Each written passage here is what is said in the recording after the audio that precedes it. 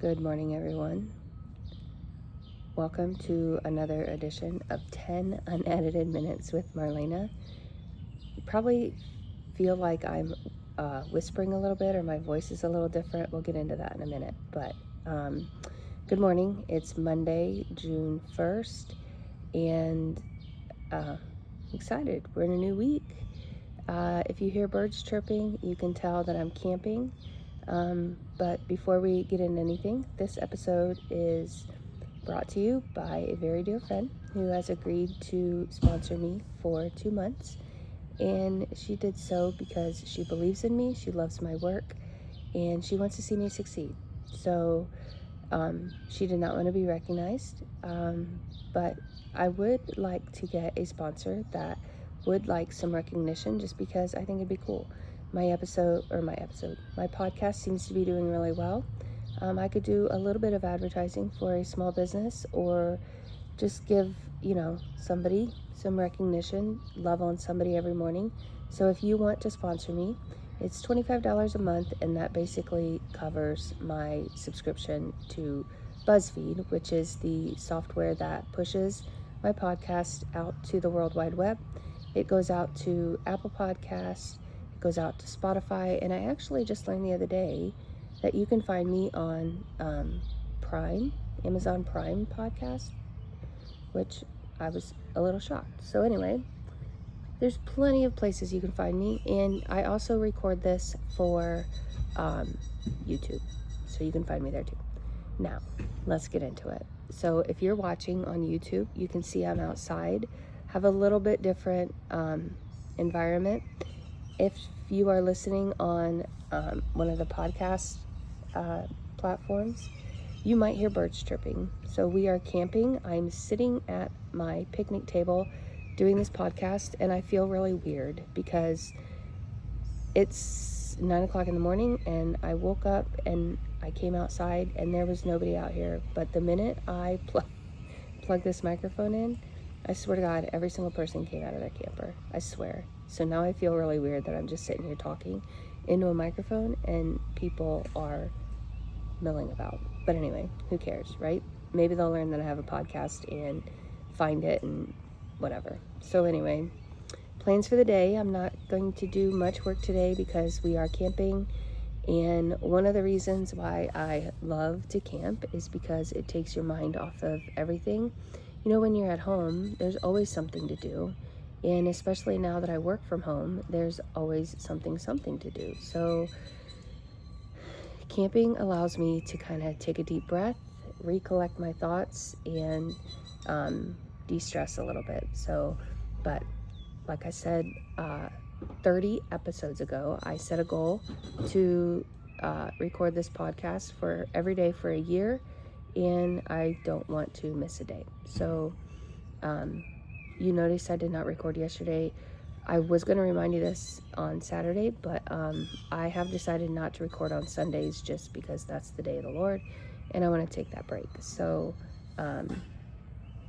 so did you catch that though? 30 episodes? Holy crap.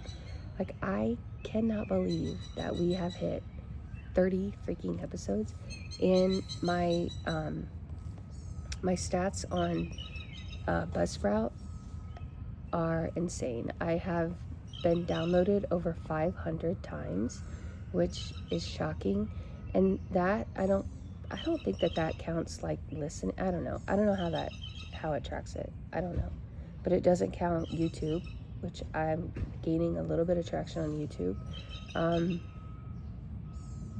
And I don't know how it tracks it, but thank you. So Saturday night, once again, I feel like this might be my Monday thing, is to just analyze Father's sermon from Saturday night, but it touched me once again. And this week he talked about the Holy Trinity and the Father, Son, Holy Spirit. That's the Holy Trinity. And he said that one can't live without the other. And it was all about love. And he used marriage as an example of how one can't live without the other.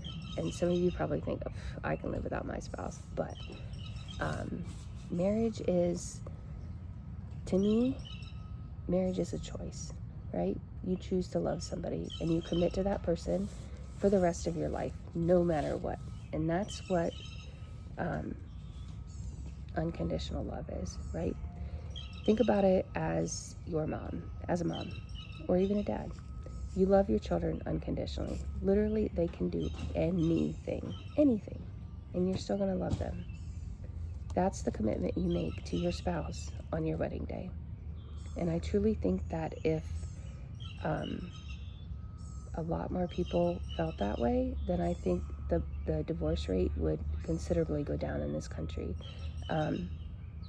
It also kind of brought to light one of my guilty pleasures that I have decided I'm not going to do it because I feel like it's a sin even to do this, and that is watch these stupid reality shows like Love is Blind or Married at First Sight or Perfect Match. I mean, all these shows are on Netflix, and what hit me the other day, that, well, first of all, it's just kind of been stirring. I think the Holy Spirit has been stirring in me as I was watching the latest season of Perfect Match.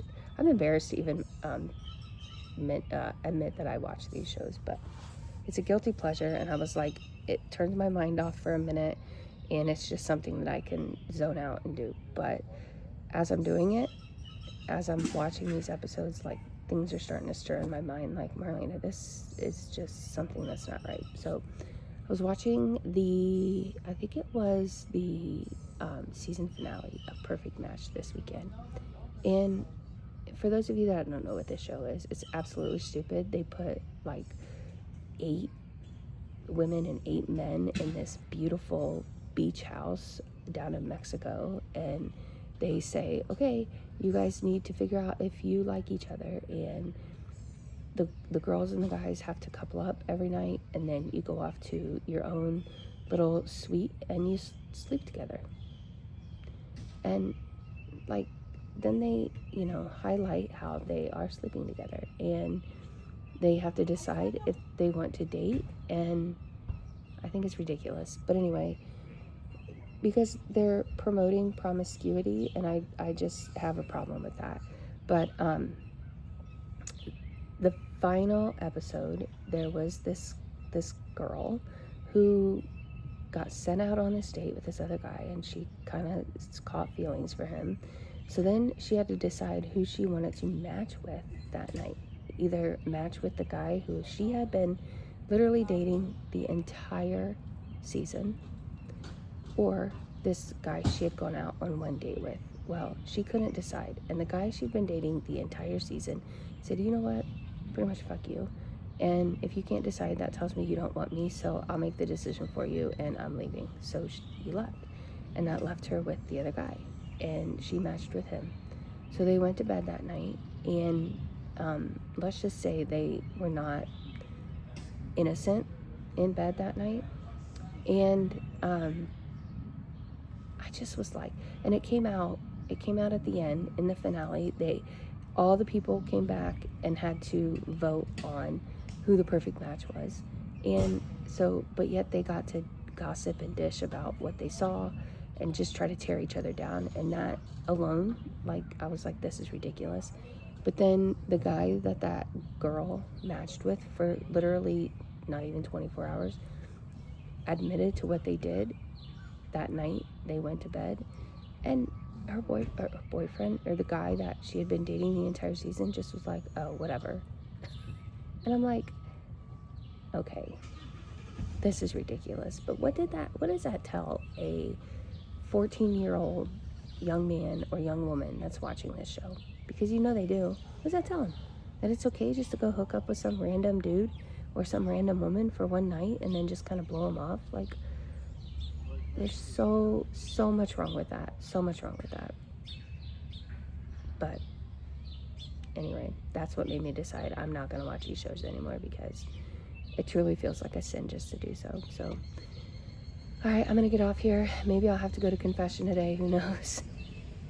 But thank you for joining me. hopefully you enjoyed the sounds of birds chirping and maybe some clatter in the background of other campers. There's not a lot here. There's a lot for it being a Monday, but it's still pretty peaceful. So I will probably record a little bit later tomorrow. We're heading home, and I will wait until I get home to do so.